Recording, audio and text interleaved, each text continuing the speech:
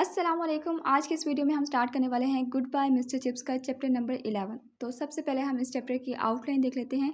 Basically इस chapter में हम देखेंगे कि रॉल्स्टन और मिस्टर चिप्स के दरमियान में एक फ़ाइट होती है, एक आर्ग्यूमेंट होता है। सबसे पहले हम डिस्कस करेंगे कि रॉल्स्टन मिस्टर चिप्स से डेजिग्नेशन लेटर डिमांड करता है इन 1908। उसके बाद रॉल्स्टन मिस्टर चिप्स को कैसे ब्लेम करता है हम वो देखेंगे। नेक्स्ट है प्रोनाउंसिएशन इश्यूज़। रॉल्स्टन को मिस्टर चिप्स से क्या इश्यूज़ थे वो वन बाय वन हम डिस्कस करेंगे। नेक्स्ट पॉइंट है how was Rolston running Brookfield. Brookfield school का जो न्यू हेड था वो रॉल्स्टन था, तो हम देखेंगे कि रॉल्स्टन इस ब्रुकफील्ड स्कूल को कैसे चला रहा था। नेक्स्ट पॉइंट है कि इस लड़ाई के बारे में स्टूडेंट्स को कैसे पता चलता है और उसके बाद स्टूडेंट्स, पेरेंट्स, टीचर्स इन सब का क्या रिएक्शन था।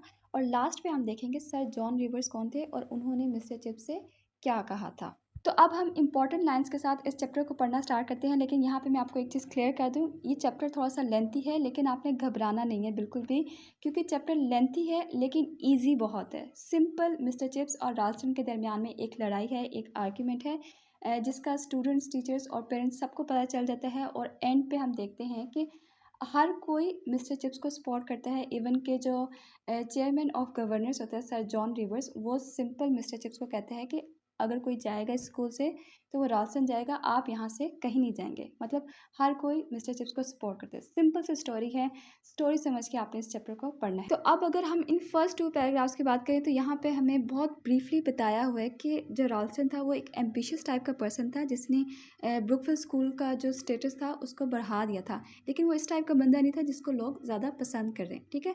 तो ना रॉल्स्टन मिस्टर चिप्स को पसंद करता था, ना ही मिस्टर चिप्स रॉल्स्टन को पसंद करते थे। ये सिंपल हमें यहाँ पे बता दिया गया है। लेकिन मिस्टर चिप्स उसको बहुत ही लॉयल वे में सर्व कर रहे थे, लाइक जैसे वो ब्रुकफील्ड को सर्व कर रहे हों। और उन्हें इस चीज़ का पता था कि जो उनकी एज है, जो सीनियरिटी है, उसकी वजह से उनको एक प्रोटेक्शन मिली हुई है। तो उसको रॉल्स्टन से कोई खतरा नहीं था दूसरे टीचर्स की तरह जिनको रॉल्स्टन पसंद नहीं करता था। तो अब यहाँ से मेन स्टोरी स्टार्ट होती है इन 1908 जब मिस्टर चिप्स की एज हो जाती है 60 ईयर्स। तो रॉल्स्टन मिस्टर चिप्स को बुलाता है और उनसे कहते हैं Mister Chipping have you ever thought you would like to retire. तो मिस्टर चिप्स को थोड़ी सी हैरत होती है, वो उनसे कहते हैं कि नहीं, मैंने इस बारे में नहीं सोचा।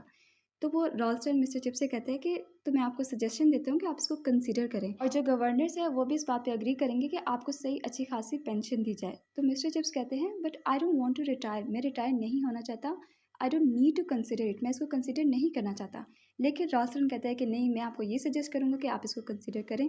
तो मिस्टर चिप्स कहते हैं but I don't see why I should, मुझे नहीं समझ आ रही कि मैं इसको क्यों कंसिडर करूँ, मुझे क्यों कंसिडर करना चाहिए, मैं रिटायर नहीं होना चाहता। तो रॉल्स्टन मिस्टर चिप्स से कहता है कि अगर ऐसी बात है तो फिर things are going to be a little difficult. तो मिस्टर चिप्स हैरान होते हैं, वो कहते हैं डिफ़िकल्ट, वाई डिफ़िकल्ट। अब इसके बाद रॉल्स्टन मिस्टर चिप्स से कहता है, एक्सप्रेस करता है, उनको ब्लेम करता है, उसको जो जो इश्यूज़ थे मिस्टर चिप्स से उनको डिस्कस करता है, ठीक है। ये जो आपको येलो कलर में पैराग्राफ नज़र आ रहा है ये रॉल्स्टन के वर्ड्स हैं। और उसको जो जो इश्यूज़ थे उनको मैंने डिफरेंट कलर्स में हाईलाइट कर दिया। लाइक फर्स्ट पे ग्रीन कलर में लिखा हुआ है your methods of teaching are slack and old fashion. उस पर ब्लू में है your personal habits are slovenly. उसके बाद इनसबऑर्डिनेशन। और लास्ट पे वो कहते हैं कि आपको मेरे सब्र को दाद देनी चाहिए, मेरा पेशेंस है कि मैं कब से आपके साथ गुजारा कर रहा हूँ, ठीक है। ये रॉल्स्टन के वर्ड्स हैं, इंपॉर्टेंट है, क्वेश्चन में आपको पूछा जा सकता है। अब वन बाय वन इन सभी पॉइंट्स को डिस्कस किया जाएगा। अब जैसे मिस्टर चिप्स स्टार्ट में पहले जब हैरान होते हैं बहुत ज़्यादा, तो इन सब वर्ड्स में सिर्फ एक वर्ड को लेते हैं। उनको हैरत होती है स्लोवनली, यू सेड स्लोवनली, मतलब मेरी जो पर्सनल हैबिट्स हैं वो स्लोवनली कैसे हैं। तो फिर उसको एक्सप्लेन करेगा रॉल्स्टन। उसके बाद नेक्स्ट पॉइंट, फिर नेक्स्ट पॉइंट, इसी तरह से फिर चैप्टर हमारा एंड की तरफ जाएगा। और स्लोवनली का मतलब होता है अनटाइडी, मेसी या डर्टी, ठीक है, केयरलेस सा। तो रॉल्स्टन मिस्टर चिप्स से कहते हैं कि जी हाँ, आप अपने गाउन को ही देख लें जो आपने पहना हुआ है, और मुझे पता चला है कि पूरे स्कूल में आपके जो गाउन है उसको लेकर बहुत मजाक उड़ाया जाता है। मिस्टर चिप्स को भी इस चीज़ के बारे में पता था। हमने जैसे पिछले चैप्टर्स में ही पढ़ा कि मिस्टर चिप्स का गाउन इतना फट जाता था कि वो तब चेंज करते थे जब वो उसको मज़ीद पहना ना जा सके। खैर, अब एक पॉइंट तो क्लियर हो गया।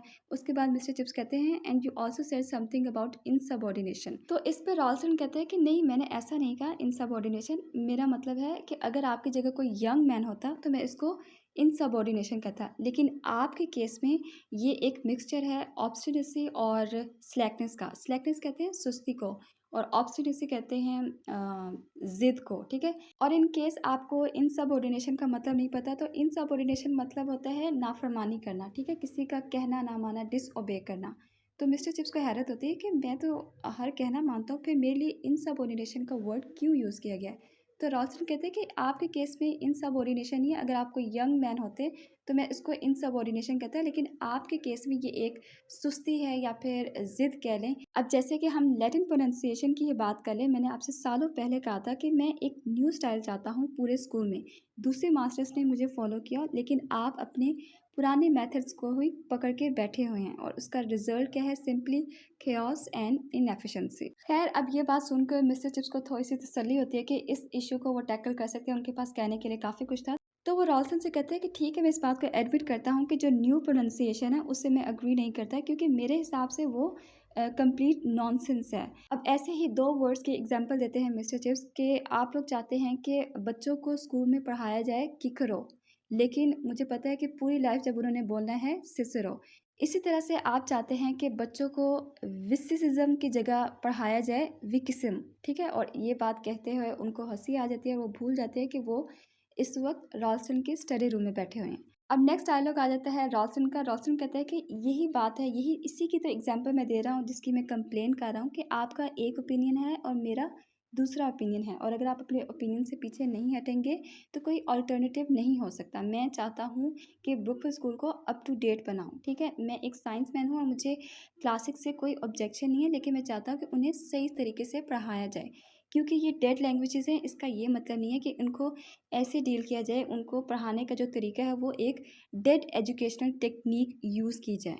इसके बाद रॉल्सन कहते हैं कि आपके जो लैटिन और ग्रीक के लेसन्स हैं वो भी सेम है 10 साल पहले के जैसे, यानी कि 10 साल पहले जब मैं यहाँ पे आया था तब आपके जो लेसन्स थे अभी भी वही लेसन्स हैं, सेम, कोई चेंजिंग नहीं आई। और इसके जवाब में मिस्टर चिप्स बड़े प्राइड से कहते हैं कि आपसे पहले जो मिस्टर मेल्डम थे तब भी मेरा सिलेबस यही था, मतलब 1870 में, तब से ये सिलेबस चलता आ रहा है और मेरे सिलेबस को मिस्टर वैद्यभाई ने अप्रूव किया था, ठीक है। इसके बाद मिस्टर चिप्स बड़े खुशी से बताते हैं कि मिस्टर वैद्यभाई ने कहा था you will take the Cicero for the fourth, he said to me, ठीक है। और मतलब मिस्टर वैद्यभाई ने भी मुझे सिसैरो कहा था, नॉट किकैरो। खैर, रॉल्सन कहते हैं कि यही बात तो मैं कह रहा हूँ, यही मेरे पॉइंट को प्रूव करता है कि आप पास्ट में रहते हैं, प्रेजेंट या फ्यूचर में नहीं रह रहे। आप अब टाइम चेंज हो रहा है, आपको भी चेंज होना चाहिए। और इसके बाद रॉल्सन कहते हैं कि बच्चों के जो पेरेंट्स हैं जो इतनी फीस दे रहे हैं उनकी कुछ एक्सपेक्टेशंस हैं, और आपके जो स्टूडेंट्स हैं वो अच्छी तरह से परफॉर्म नहीं करे। और सर्टिफिकेट्स की जब बात वो करता है तो मिस्टर चिप्स कहते हैं कि एग्जामिनेशंस के सर्टिफिकेट्स ये कुछ मैटर नहीं करते।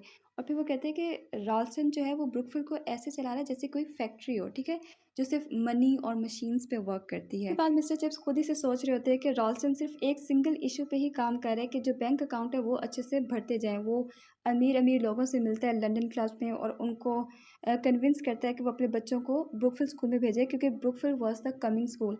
और जो अमीर लोग अपने बच्चों को ईटन और हैरो जो फेमस स्कूल्स थे वहाँ पे नहीं भेज सकते थे, वो फिर अब ब्रुकफील्ड स्कूल में भेजने लगे थे। अब इन अमीर लोगों में कौन कौन थे? फाइनेंशियर्स थे, कंपनी प्रोमोटर्स थे, पिल मैन्युफैक्चरर्स थे। अब मिस्टर चिप्स को याद आता है कि एक दफ़ा एक बच्चे के पेरेंट्स उसको 5 pounds a week pocket money देते हैं, और मिस्टर चिप्स को ये बहुत वल्गर लगता है। इसके अलावा मिस्टर चिप्स सोचते हैं कि इनमें कोई सेंस ऑफ ह्यूमर नहीं है, कुछ सेंस ऑफ प्रोपोर्शन नहीं है कि एक बच्चे से उन्होंने एक दफ़ा मजाक किया था और उसने इसको इतना सीरियसली लिया था कि अपने घर में जाकर लेटर लिखा, और फिर वो उन जो पेरेंट्स थे उन्होंने एक बहुत गुस्से भरा लेटर लिखा रॉल्सन के नाम पे।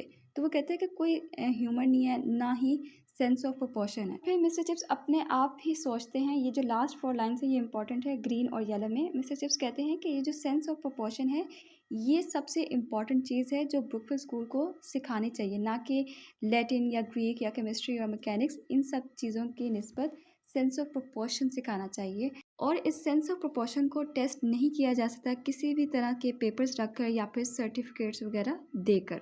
और अगर सेंस ऑफ प्रोपोर्शन की सिंपल वर्ड्स पे बात करें तो ये आपकी एबिलिटी होती है जिसके थ्रू आप जज करते हैं कि किन चीज़ों को ज़्यादा इंपॉर्टेंस दी जाए और किन चीज़ों को कम इंपॉर्टेंस दी। खैर, ये सब बातें मिस्टर चिप्स के अपने माइंड में ही चल रही होती हैं। वो रॉल्सन से कुछ भी नहीं कहते। जाते वक्त वो सिर्फ रॉल्सन से इतना कहते हैं कि रिज़ाइन करने की उनकी कोई इंटेंशन नहीं है, वो इस बारे में जो कुछ करना चाहें कर सकते हैं। अब लकीली होता क्या है कि इस पूरे इंटरव्यू के दौरान एक छोटा बच्चा जो बाहर वेट कर रहा था रॉल्सन से मिलने के लिए, वो सारी बातें सुन लेता है और वो अपने फ्रेंड्स को जाके बताता है। इस तरह से कुछ ही टाइम में जो स्टूडेंट्स के पेरेंट्स थे उनको भी ये बात पता चल जाती है और ये एक कॉमन नॉलेज हो जाती है कि रॉल्स्टन ने मिस्टर चिप्स की इंसल्ट की है और उनसे रेजिग्नेशन डिमांड की है। तो इसका रिजल्ट था वो बिल्कुल अनएक्सपेक्टेड था मिस्टर चिप्स के लिए। मिस्टर चिप्स को आइडिया हुआ कि जो रॉल्स्टन था वो बिल्कुल अनपॉपुलर था लोगों के दरमियान में। जो लोग थे सब वो उससे डरते थे, उसकी रिस्पेक्ट करते थे, लेकिन उसको पसंद नहीं करते थे। और इस इशू के बाद एक पॉइंट आ चुका था कि जो डर और रिस्पेक्ट था वो भी अब ख़त्म हो चुका था और ये सुनने को आ रहा था कि अगर मिस्टर चिप्स को स्कूल से बाहर निकाला गया तो लोग फसाद मचाएंगे, हंगामा करेंगे। और जितने भी यंग टीचर्स वगैरह थे वो भी मिस्टर चिप्स के साथ थे, क्योंकि वो भी रॉल्स्टन की जो स्लेव ड्राइविंग थी उसको पसंद नहीं करते थे और मिस्टर चिप्स की पर्सनैलिटी में उन्हें एक चैम्पियन नज़र आ रहा था। इसके बाद हम देखते हैं यहाँ पे रेड कलर में आपको नज़र आ रहा होगा, chairman of the governors sir John reverse वो ब्रुकफील्ड स्कूल को विजिट करते हैं। रॉल्स्टन को इग्नोर करके डायरेक्ट मिस्टर चिप्स के पास जाते हैं। और अगर हम सर जॉन रिवर्स की बात करें तो ये मिस्टर चिप्स के एक स्टूडेंट थे। मिस्टर चिप्स को याद आता है, वो मिसेस विकेट को बता रहे होते हैं कि ये मेरी क्लास का कोई ब्रिलियंट स्टूडेंट नहीं था, मुझे याद है कि ये वर्ब्स को मास्टर नहीं कर सकता था और अब मैं पेपर्स में देखता हूँ कि इसको एक बैरोनेट बना दिया गया है। और अब फाइनली हमारा लास्ट पैराग्राफ आया था। ये जो डायलॉग्स हैं ये सर जॉन रिवर्स के हैं। Sir John reverse mister chips के पास आते हैं 1908 में और उनसे कहते हैं कि मुझे पता चला कि आपके और रॉल्स्टन के दरमियान में कोई लड़ाई चल रही है, मुझे बुरा लगा ये सुनकर और मैं आपको बताना चाहता हूँ कि गवर्नर्स आपके साथ हैं और हमें भी रॉल्स्टन पसंद नहीं है, बहुत ही क्लेवर बंदा है। और रॉल्स्टन ये क्लेम करता है कि उसने स्टॉक एक्सचेंज में कुछ ट्रिक्स के थ्रू जो स्कूल के डोनेशन फंड्स हैं उनको डबल कर दिया है और मेरा ख्याल है ऐसा उसने किया होगा, लेकिन इस टाइप के बंदे पे नज़र रखना ज़रूरी है, ठीक है, ये कहते हैं सर जॉन रिवर्स। इसके बाद सर जॉन रिवर्स कहते हैं मिस्टर चिप्स से कि अगर रॉल्स्टन उनको बॉसी एटीट्यूड दिखाए, उन पे रौब जमाने की कोशिश करे, उनको यहाँ से निकालने की कोशिश करे, तो मिस्टर चिप्स उनको बहुत ही पोलाइटली कह दें कि he can go to the devil, वो बेशक भाड़ में जाएं, क्योंकि जो गवर्नर्स हैं वो नहीं चाहते कि मिस्टर चिप्स रिज़ाइन करें और जो ब्रुकफील्ड स्कूल है वो मिस्टर चिप्स के बगैर वैसा नहीं रहेगा, ऐसा सेम नहीं रहेगा। और ये बात गवर्नर्स भी जानते हैं, हम सब जानते हैं। और लास्ट में वो मिस्टर चिप्स से कहते हैं कि अगर आप चाहें तो आप 100 साल तक भी यहाँ पर रह सकते हैं और हमें उम्मीद है कि आप ऐसा ही करेंगे। और इसके बाद लास्ट लाइन में बताया जाता है कि जब भी मिस्टर चिप्स इस पूरे इंसिडेंट को याद करते थे तो वो बहुत ज़्यादा इमोशनल हो जाते थे। और इसी के साथ हमारा अल्हम्दुलिल्लाह आज का चैप्टर हो जाता है ख़त्म। मिलते हैं नेक्स्ट वीडियो में, तब तक के लिए अल्लाह हाफिज़।